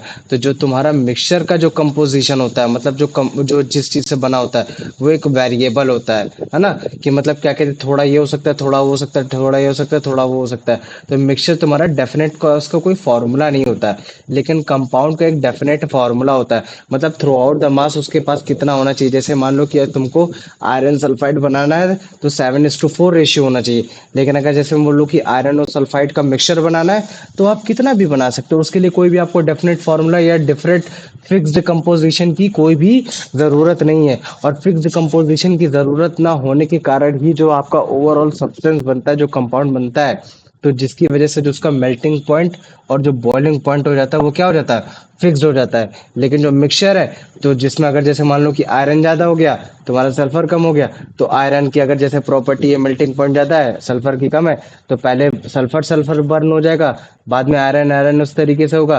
तो तब उस केस में जो उसका मेल्टिंग पॉइंट और जो बॉइलिंग पॉइंट होगा वो फिक्स्ड नहीं होगा। इसी वजह से हम लोग बोलते हैं कि जो मिक्सचर का जो बॉइलिंग और मेल्टिंग पॉइंट होता है वो फिक्स नहीं होता, लेकिन जो कंपाउंड का जो बॉइलिंग और मेल्टिंग पॉइंट होता है वो क्या होता है, वो फिक्स होता है। तो इसके हिसाब से अगर मैं बोलूँ तो कंपाउंड तो हमेशा होमोजीनियस होगा। कंपाउंड कैसा मिक्सचर होगा? हमेशा होमोजीनियस मिक्सचर होगा। और जो मिक्सचर होगा वो तुम्हारा हेट्रोजीनियस भी हो सकता है और वो तुम्हारा होमोजीनियस भी हो सकता है। और इसी वेगनेस के कारण हम लोग मतलब क्या कहते हैं कि ये डिसाइड नहीं कर सकते कि कौन सा तुम्हारा मतलब क्या कहते हैं वो पर्टिकुलर चीज तुम्हारी मिक्सचर है कि कंपाउंड है। क्यों? क्योंकि तुम्हारा कंपाउंड होमोजीनियस भी हो सकता है, ठीक है, और मिक्सचर तुम्हारा होमोजीनियस के साथ साथ हेट्रोजीनियस भी हो सकता है। इसी वजह से हमको उसकी और प्रॉपर्टी जानने की जरूरत होती है, जैसे हमें पता चले कि उसके कॉन्स्टिट्यूएंट्स की प्रॉपर्टी को होल्ड कर रहा है कि नहीं कर रहा है, ये सारी चीजें। तो मुझे बताओ इतना समझ में आ गया कि नहीं आ गया?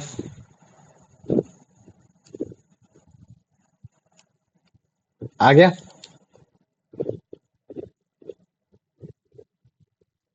चलो आ जाओ, हाँ भैया। आ जाओ, और इसका आंसर बताओ प्रोमिता बेटा। How can the constituents of a mixture be separated? फिर ऑप्शन है।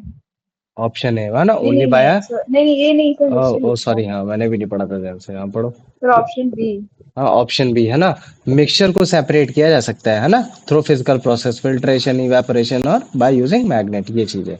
चलो अब इसको बताओ answer. What is true about the properties of a mixture compared to its constituents? A mixture shows entirely different properties. Yet a mixture shows the opposite. Option B. Option B, a mixture always show the property of its constituents. Very good, सही answer है, कोई दिक्कत नहीं है। चलो अब इसका answer बताओ बेटा। What typically happens regarding energy, heat, light, etc. during the preparation of a mixture? तो मान लो कि मिक्सचर अगर में हम, तो लगता ही नहीं है हीट लाइट हाँ वगैरह। मिक्सचर में लगता है नहीं, तो इसका आंसर ढूंढो फिर। फिर ऑप्शन सी। हाँ, energy is neither given out और नॉर एब्जॉर्ब्ड, ये हो गया आंसर। चलो अब इसका आंसर बताओ बच्चों। What is the nature of the composition of a mixture fixed with constituent it in a different. बताओ।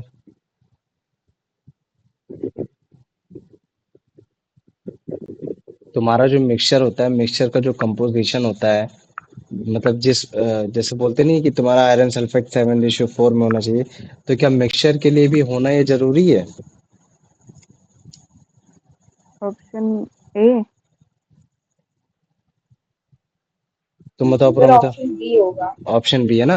देखो मिक्सचर का मतलब क्या है कि आपने किसी चीज को मिक्स कर दिया, उसके लिए आपने वो नहीं देखा कि वो कितने किलो का है, ये कितने उसका है, आपने सिंपली बस मिक्स कर दिया, आपका काम जो था वो खत्म हो गया।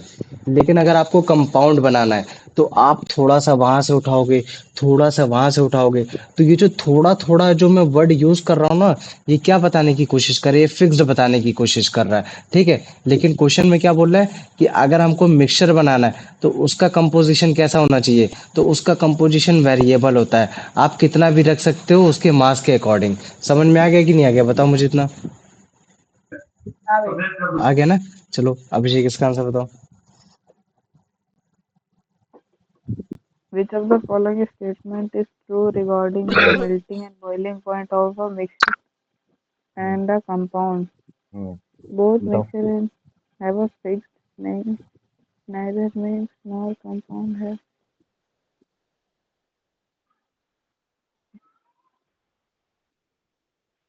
Option D.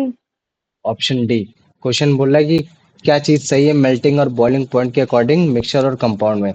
तो कंपाउंड का जो होता है वो फिक्स्ड होता है और मिक्सचर का फिक्स नहीं होता। वेरी गुड अभिषेक। चलो ठीक है, अब इसका बता दो प्रोमिता बहन। What is the nature of a compound in terms of homogeneity? Homogeneity मतलब It होमोजीनियस, ठीक है, ये चीज है। it is always heterogeneous. It can be homogeneous or heterogeneous. Option C. Option C है ना, कंपाउंड हमेशा तुम्हारा होमोजीनियस होगा और मिक्सचर तुम्हारा होमोजीनियस भी हो सकता है और तुम्हारा हेट्रोजीनियस हो सकता है, ठीक है। इन दोनों चीज को हमेशा याद रख लेना। चलो अब इसका आंसर बताओ। सर मिक्सचर होमोजेनियस कैसे हो सकता है? कैसे नहीं हो सकता? जैसे मान लो कि जैसे मान लो कि मेरे पास है सॉल्ट है, ठीक है। ये क्या है, मेरे पास सॉल्ट है और मेरे पास है वाटर है। तो मुझे बताओ, ये एक सब्सटेंस ये हो गया, एक सब्सटेंस ये हो गया। तो अगर मैं इन दोनों को मिक्स करूंगा तो ये मिक्सचर नहीं हो जाएगा? बताओ मुझे, मिक्सचर हो जाएगा? मिक्सचर हो जाएगा। और अगर मान लो कि अगर मैं वाटर और सॉल्ट को मिलाऊंगा, तो क्या मेरे को इसके मतलब कुछ फिजिकल बाउंड्री देखने को मिलेगी? नहीं। नहीं देखने को मिलेगी ना। तो इसका मतलब क्या है कि तुम्हारा जो मिक्सचर है वो तुम्हारा होमोजीनियस भी हो सकता है और तुम्हारा हेट्रोजीनियस भी हो सकता है। और तुम्हारा क्वेश्चन क्या था? तो सर ये केमिकली बाउंड नहीं हुआ। ये केमिकली बाउंड नहीं हुआ ना। अगर केमिकली बाउंड होता तो फिर मतलब क्या कहते हैं कि फिर हम लोग मतलब क्या कहते हैं, इसको इवेपोरेशन के थ्रू, फिजिकल प्रोसेस के थ्रू हम इसको नहीं हटा पाते। समझ रहे हो? जैसे मान लो कि सॉल्ट एंड वाटर को आप केमिकली बाउंड नहीं हुआ, ठीक है। आपको अगर इसको सेपरेट करना है तो आपको इसके लिए इवेपोरेशन का इस्तेमाल करना होगा। और ठीक वैसे का जैसे मैं बोल देता हूँ कि तुम्हारे पास सैंड और वाटर है, तो सैंड और वाटर जब आप उसको डालोगे तो ये भी आपका मतलब एक तरीके से हेट्रोजीनियस मिक्सचर हो जाएगा। कैसा हो जाएगा? ये आपका तरीके तरह हेट्रोजीनियस मिक्सचर हो गया, जिसमें आपकी सैंड साइड नीचे हो गई और वाटर वाटर ऊपर हो गया। और मैं तुमसे बोलूं तो क्या मुझे बताओ, क्या इसमें भी इवेपोरेशन का इस्तेमाल करूंगा? मतलब क्या कहते हैं, सैंड को हटाने के लिए? तो तुम कहोगे भैया इवेपोरेशन का जरूरी नहीं है सर इस्तेमाल करूंगा। आप एक काम करिए, फिल्ट्रेशन का भी इस्तेमाल कर सकते हो। तो जो आप फिजिकल फोर्स लगा रहे हो, वो फिजिकल फोर्स वो डिपेंड करता है कि आपका जो मिक्सचर बना है वो मिक्सचर कैसा है, वो मिक्सचर की रिक्वायरमेंट कैसी है। समझ में आ गया? कि सॉलिड को सॉलिड से अलग कर रहे हैं, कि सॉलिड को लिक्विड से अलग कर रहे हैं, कि लिक्विड को लिक्विड से अलग कर रहे हैं, तो वो सेपरेशन का पार्ट हो जाता है। तो मुझे बताओ, इतना समझ में आ गया? हाँ भैया। आ गया। चलो ठीक है, वेरी गुड। अब चलो इसका आंसर बता दो।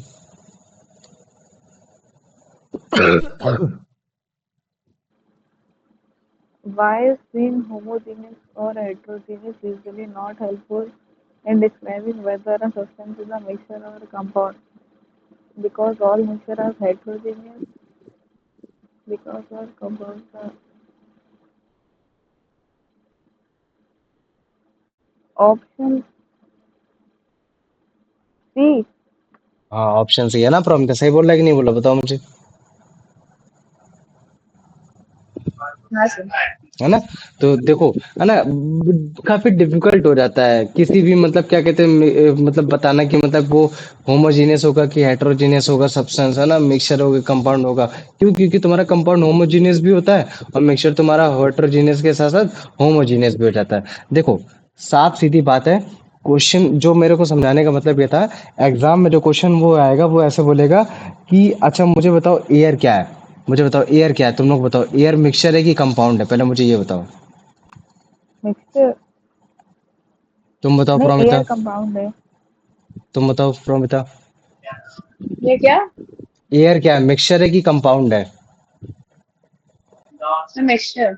मिक्सचर है। तो अगर जैसे मैंने बोल दिया कि air is a mixture, explain why. तो क्वेश्चन ऐसे आएगा कि मुझे एक्सप्लेन करो कि तुम्हारा एयर मिक्सचर है, कंपाउंड नहीं है। ऐसे क्वेश्चन आएगा। गधे, एयर कंपाउंड कैसे हो सकता है? एयर तो एयर इज अ सर क्योंकि उसमें सारी गैसेस वो केमिकली हाँ, गैसेस कंबाइंड होती ना। होती है। तो देखो, मतलब क्या है, अच्छा सबसे पहला पॉइंट याद करो सेपरेशन को लेकर। क्या हम लोग एयर को सेपरेट कर सकते हैं? एयर के जो कॉन्स्टिट्यूएंट्स को सेपरेट कर सकते हैं? हाँ सेपरेट करने की बात किसकी होती है? हम लोग कॉन्स्टिट्यूएंट्स को सेपरेट करने की बात करते हैं ना। तो हाँ, हम लोग एयर के कॉन्स्टिट्यूएंट्स को सेपरेट कर सकते हैं। हम उससे ऑक्सीजन निकाल सकते हैं, हम उससे नाइट्रोजन निकाल सकते हैं, हम उससे ब्रोमीन निकाल सकते हैं, है ना। ये सारी चीजें निकाल सकते हैं कि नहीं निकाल सकते? है ना। हम उससे मतलब क्या कहते हैं, क्लोरीन गैस निकाल सकते हैं। ये सारी गैसेस निकाल सकते हैं, हम उनको सेपरेट कर सकते हैं। तो इसका मतलब है कि हाँ भैया, जो एयर है वो आपका मिक्सचर हो सकता है। अब मुझे इसके साथ साथ और बताओ, और क्या हो सकती है, मुझे बताओ और प्रॉपर्टी बताओ। क्या मुझे बताओ, एयर का क्या फिक्स्ड मेल्टिंग पॉइंट और बॉइलिंग पॉइंट हो सकता है? नहीं नहीं हो सकता। तो तुम ऐसे लिखोगे ना, air does not have not fixed melting point और बॉइलिंग पॉइंट, है ना। Boiling point. और बॉइलिंग पॉइंट तो ये हो गया। तो जब आप इस तरीके से लिखोगे तो आपका थोड़ा सा और आंसर एनहेंस होता है। और क्वेश्चन ऐसे ही आते हैं। और सोचो, और क्या बता सकते हैं इसका आंसर?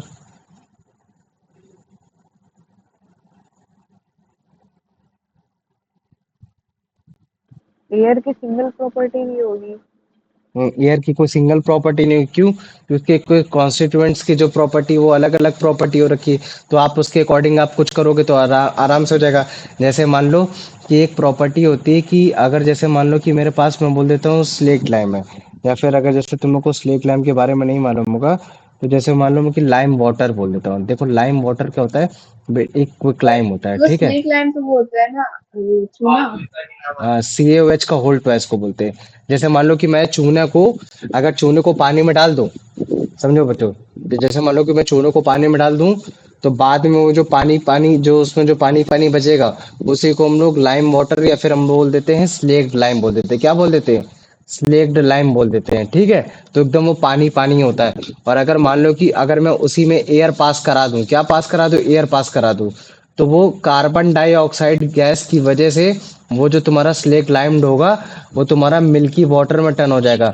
वो पानी एकदम ऐसा लगेगा जैसे एकदम दूध जैसा पानी है। कैसा लगेगा? एकदम दूध जैसा पानी लगेगा। तो ये चीज है। तो तुम ये स्लेक लाइम वाला ये जो तुम एग्जांपल यहाँ करा रहे हो, इसका एग्जांपल कराने का मकसद क्या है?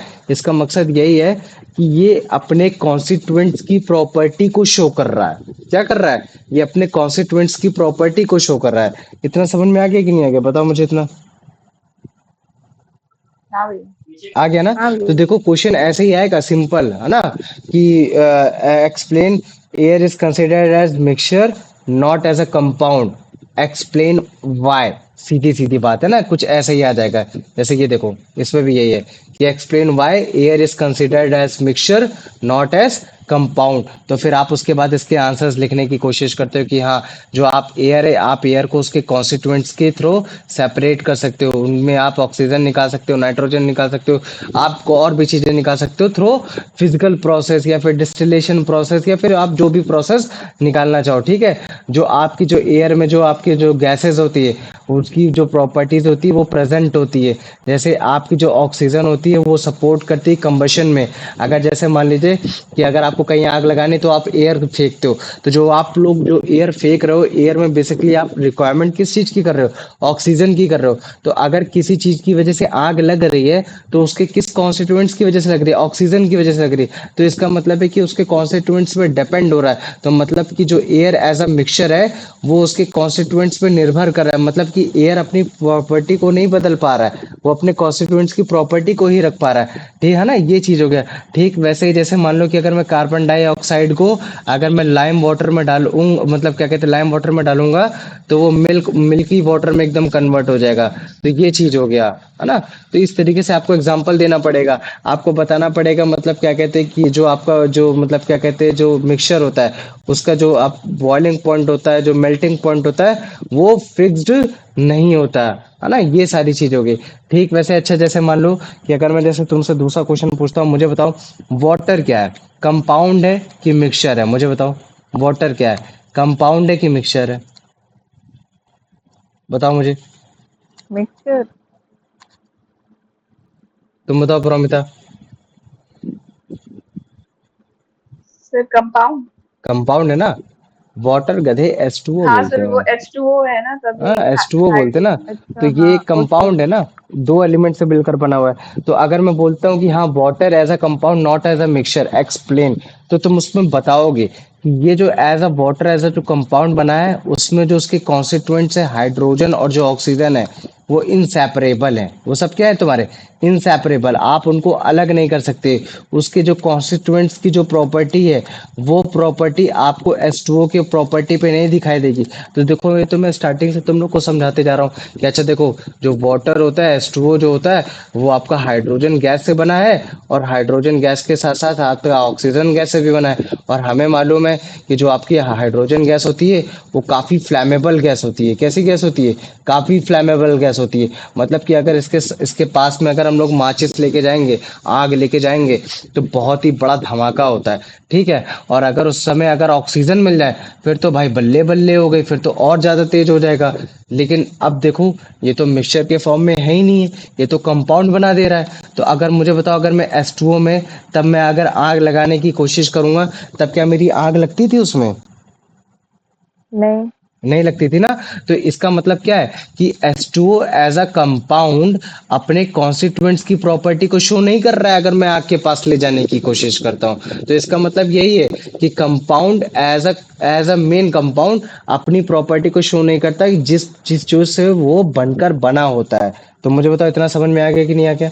और इसके साथ साथ तुम लोग देख देना कि इसका जो मेल्टिंग पॉइंट और जो बॉइलिंग पॉइंट होता है वो क्या होता है, वो फिक्स्ड होता है। और वाटर का कितना होता है बॉइलिंग पॉइंट, 100 डिग्री सेल्सियस, है ना। इवेपोराइजेशन भी हो गया इतने में, ठीक है।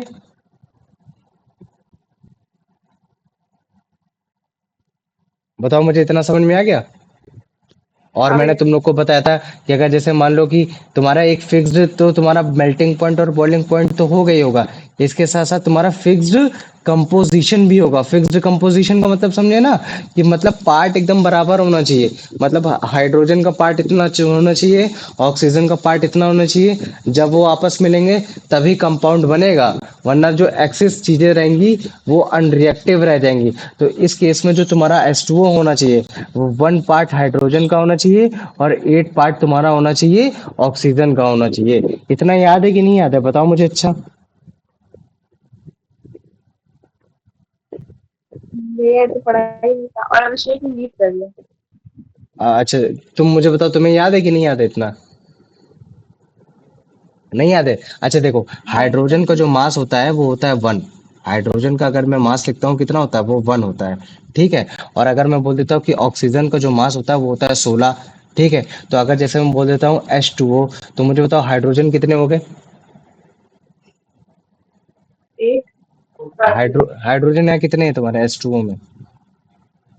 अच्छा सॉरी, हाइड्रोजन दो है। 2 हो गए। ऑक्सीजन तो इसका मतलब है कि 1 into 1 कितना हो जाएगा तुम्हारा। तो मतलब क्या कहते हैं, 1 + 1 कितना हो जाएगा तुम्हारा, ये इधर हो जाएगा 2 हो जाएगा। और इधर साइड तुम्हारे ये कितना हो जाएगा, 16 हो जाएगा। तो 2:16 बेसिकली कुछ नहीं होता, वो कितना होता है 1:8 ही होता है। तो इसका मतलब है कि 1 part of hydrogen and 8 part of oxygen when combined, then it will fame make a compound, that name will be the water. समझ में आ गया कि नहीं आ गया, बताओ मुझे बच्चे। इतना आ गया। हाँ भैया। आ गया ना। तो देखो प्रोमिता क्वेश्चन ऐसे ही आने वाला है, एकदम सिंपल से, एकदम ऐसे ही आएगा कि मुझे बताओ कि वाटर कंपाउंड है, एक मिक्सचर नहीं है, मुझे इसको एक्सप्लेन करो। तो फिर आप इसको ऐसे बताना कि वाटर को आप उसके कॉन्स्टिट्यूएंट्स पे सेपरेट नहीं कर सकते। वाटर जो बनाता है आपका हाइड्रोजन और ऑक्सीजन से बनाता है। आप अगर फिजिकल मेथड लगाओगे कि फिल्ट्रेशन लगा दो, इवेपोरेशन लगा दो, या सब्लिमेशन या मैग्नेट लगा दो, और मैं उसको तोड़ दूं, तो आप उसको तोड़ नहीं पाओगे। वाटर की जो प्रॉपर्टी होगी उसके कॉन्स्टिट्यूएंट्स के हाइड्रोजन और ऑक्सीजन की प्रॉपर्टीज एकदम डिफरेंट होगी। क्यों? क्योंकि वाटर क्या है, लिक्विड है, और हाइड्रोजन और ऑक्सीजन क्या है, गैस है। अबे भाई यहाँ तो प्रॉपर्टी एकदम बदल गई।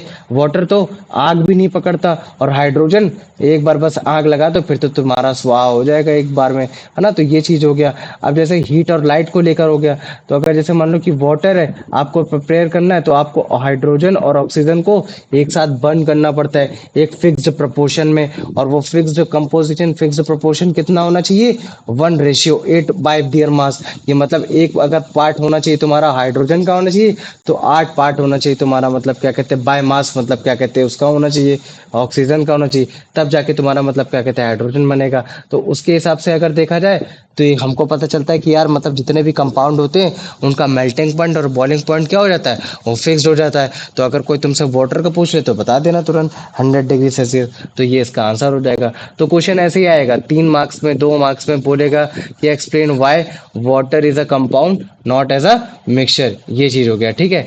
तो अभी चला, जैसे ये क्वेश्चन है, ठीक है, इस क्वेश्चन को पढ़ो Promita. Classify the following elements, compound and mixtures. So question हम्म का है तो क्वेश्चन है। अब देखो, सोडियम, सॉल्ट, सुगर, अब ये पोटेशियम। देखो एनसीईआरटी का क्वेश्चन है, ठीक है, क्या ये एनसीईआरटी का क्वेश्चन है। अब ये इतने सारे तुम्हारे एग्जांपल दे रखे हैं, ये सब्सटेंस है, इनको क्या बोल सकता हूँ, ये सारे तुम्हारे सब्सटेंस है ना, ये सब क्या है तुम्हारे, ये सब सब्सटेंस है। और बोल रहा है कि इनको कैटेगराइज करो एलिमेंट में, कंपाउंड में और मिक्सचर में। किन किन चीजों में कैटेगराइज करना है, एलिमेंट में करना है, कंपाउंड में करना है, उसमें करना है। तो चलो एक काम करता हूँ, मैं सबसे पहले एलिमेंट की मैं सीरीज बनाता हूँ। तो मुझे बताओ, क्या सोडियम एक एलिमेंट है। हाँ। तो मैं इसका मतलब है कि एलिमेंट में सोडियम लिख सकता हूँ। सोडियम को Na लिखते हैं बच्चे, ठीक है। सॉइल बताओ, सॉइल क्या, सॉइल तुम्हारा जैसे मान लो कि मैं इसको कंपाउंड लिख देता हूँ। अब मैंने इधर लिख दिया कंपाउंड लिख दिया, और इधर मैं लिख देता हूँ मिक्सचर लिख देता हूँ। तो मुझे बताओ तुम्हारा तुम्हारा सॉइल क्या है, मिक्सचर है कि कंपाउंड है? Mixture. मिक्सचर है, वेरी गुड, है ना? ये क्या है तुम्हारा, एक तरीके का मिक्सचर है, कंपाउंड नहीं है। वेरी गुड, चलो ठीक, ये तुम्हारा हो गया, सॉइल हो गया। ठीक है, अब मुझे बताओ, अब इसके बाद मुझे शुगर सोल्यूशन बताओ, शुगर सोल्यूशन क्या है? The mixture. ये क्या हो जाएगा तुम्हारा, ये भी तुम्हारा एक तरीके का मिक्सचर हो जाएगा। वेरी गुड, ये भी तुमने बहुत अच्छे से बताया। अब मुझे बताओ सिल्वर बताओ। The element. Hmm, Element. Element हो गया, और इसका जो फॉर्मूला होता है उसको बोलते हैं हम लोग एजी बोलते हैं। ठीक है, अब मुझे बताओ calcium carbonate, The compound. Compound, और इसका जो फॉर्मूला होता है बच्चे, उसका फॉर्मूला होता है CaCO3। अच्छा मुझे बताओ, अगर ये कंपाउंड है तो फिर ये ऑब्वियस सी बात है कि एक से ज्यादा एलिमेंट से बना होगा कि नहीं बना होगा? मुझे बताओ प्रोमिता। हाँ भैया। तो मुझे बताओ कितने एलिमेंट से बना फिर ये कैल्शियम कार्बोनेट? तो दो। दो गिनाओ पहले मुझे। अच्छा, एक तो Ca हो गया कैल्शियम, वेरी गुड, और एक CO। CO नहीं होता कुछ। तो सही क्या है? CO एक कार्बन हो गया, एक वो एक कार्बोनेट ही है, CaCO3। ठीक है, तो ये कैल्शियम हो गया, ये कार्बन हो गया, ये ऑक्सीजन हो गया। तो टोटल नंबर ऑफ कितने से बना ये? तीन। 3 से बना ना। तो ये तुम्हारा स्मॉल में थोड़ी नहीं है, ये चीज हो गया। ठीक, अब मुझे बताओ 10। सर C कैपिटल है? हाँ, C कैपिटल है। तो बताओ 10 क्या होगा? एलिमेंट। हाँ, 10 भी क्या होता है तुम्हारा, एक एलिमेंट होता है। वेरी गुड, सिलिकॉन बताओ। एलिमेंट। एलिमेंट है ना, सिलिकॉन के बारे में हम लोगों ने पढ़ा ही था ऑलरेडी। मुझे बताओ कोल बताओ। एलिमेंट। हम्म, अगर coal as a form of compound. Carbon choose करोगे तो हो जाएगा, हाँ। कंपाउंड भी नहीं, मिक्सचर बोला जाएगा। कोल क्या होता है तुम्हारा, एक तरीके का मिक्सचर होता है। क्यों? क्योंकि कोयले के अंदर तुम्हारा केवल कार्बन ही नहीं पाया जाता, बहुत सारे तुम्हारी चीजें पाई जाती है, तुम्हारे dead decaying animal, plants, soil, मिट्टी, न जाने क्या क्या चीज पाई जाती है कोयले के अंदर। समझ में आ गया? वैसे उसमें मतलब केमिकली कंबाइन नहीं हो जाता है? ये केमिकली कंबाइंड नहीं होता कोयला। तो ये चीज है। अब मुझे बताओ एयर। मिक्सचर। मिक्सचर हो गया, वेरी गुड। ठीक है, अब मुझे बताओ सोप बताओ। कंपाउंड। कंपाउंड हो गया, वेरी गुड ना। सोप क्या हो गया, कंपाउंड हो गया। सोप बेसिकली NaOH से मिलकर बना होता है। ठीक है, तो अब इसके बारे में बताएंगे, कास्टिक सोडा होता है, ये सारी चीजें। चलो अब इसके बताओ मीथेन। एलिमेंट। नहीं। सर मीथेन गैस होती है ना? हाँ, मीथेन गैस होती है। तो फिर मीथेन का कंपाउंड। जो फॉर्मूला होता है वो होता है CH4। अब तुम मुझे बताओ, ये कंपाउंड है कि मिक्सचर है कि तुम्हारा एलिमेंट है? फिर कंपाउंड। कंपाउंड क्यों है? तो क्योंकि C और H है ना इसमें। C और H नहीं बोलोगे, कैसे बोलोगे? क्योंकि फिर भैया कार्बन इसमें और एक से हाइड्रोजन। ज्यादा मतलब क्या कहते हैं एलिमेंट से बना हुआ है। एक कार्बन हो गया और एक हाइड्रोजन। हाइड्रोजन हो गया ना, ये चीज हो गया। अब मुझे बताओ, ये कार्बन डाइऑक्साइड, फिर कंपाउंड। ये कंपाउंड हो गया ना। तो इसका फॉर्मूला CO2। और अगर जैसे मैं तुमसे पूछूं ये कंपाउंड क्यों, तो क्या बोलोगे? क्योंकि इसमें एक से ज्यादा एलिमेंट है। और कौन कौन से एलिमेंट है? कार्बन और ऑक्सीजन। कार्बन और ऑक्सीजन। अब मुझे बताओ ब्लड क्या है, कंपाउंड है, मिक्सचर है, एलिमेंट है? कंपाउंड। ब्लड का कोई फॉर्मूला होता है क्या? कि इसका फॉर्मूला होता है CH3 अच्छा CH2, ओ। है ना? नहीं ये नहीं तो नहीं तुम्हारा एक हाँ, तरीके का मिक्सचर हो गया। क्यों? मिक्सचर हो क्योंकि गया। इसमें तुम्हारा हीमोग्लोबिन भी पाया जा रहा है, इसमें तुम्हारा प्लेटलेट्स भी पाया जा रहा है ना? इसमें तुम्हारा WBC भी पाया जा रहा है, इसमें तुम्हारी सारी चीजें पाई जा रही है ना, वो सारी चीजें होगी। तो देखो जो तुमने बताया ना, वही चीज इसमें यहाँ भी दे रखी है, same as it is, same fundamental element, sodium, silver, tin, silicon. Element याद रख लेना, वो 118 जो एलिमेंट है ना, वही 118 एलिमेंट हो गया। कंपाउंड कंपाउंड हमेशा इन्हीं 118 एलिमेंट से मिलकर बने होते हैं, ठीक है। तो अब किसी किसी का नाम रख दिया जाता है। अब जैसे मैंने बोल दिया कार्बन और हाइड्रोजन, जब एक कार्बन का एक पार्ट, हाइड्रोजन का 4 पार्ट जब आता है तब मीथेन बोल दिया जाता है उसको। तो अब तुम लोग को अगर CH4 बोलते तो आ जाता, लेकिन मीथेन एज अ वर्ड तुम्हारा कंपाउंड है, क्योंकि बना तो वो तुम्हारा एलिमेंट से ही बना है ना। तो ये सारी चीजें हो गई। तो सोप हो गया, कैल्शियम कार्बोनेट हो गया। धीरे धीरे जैसे जैसे क्लास 10 पे आओगे एलिमेंट कंपाउंड मिक्सचर में, तुम लोग के लिए थोड़ा और आसानी हो जाएगा।